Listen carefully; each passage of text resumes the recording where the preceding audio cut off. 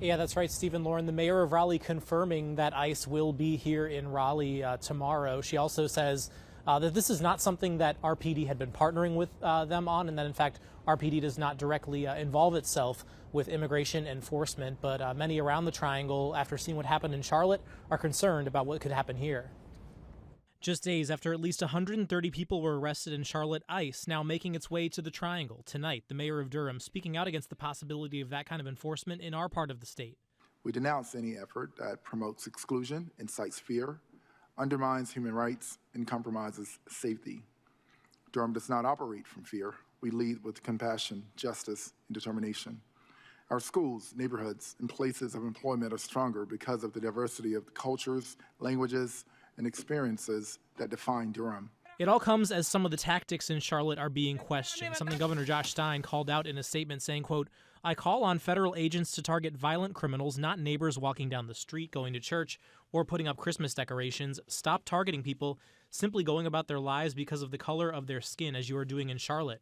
But that's exactly what has some in the community fearful of tonight. In Morrisville, Councilmember Steve Rao says he's already getting messages from people wondering what kind of documentation they should carry with them. Uncertainty about paperwork.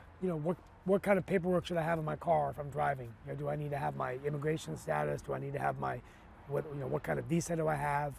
Am I waiting for a green card? He says while many of the raids in Charlotte targeted Hispanic-owned businesses, Rao also worried about the impacts on Morrisville's large South Asian population. So there is this fear and uncertainty about how you're treated, how you're handled.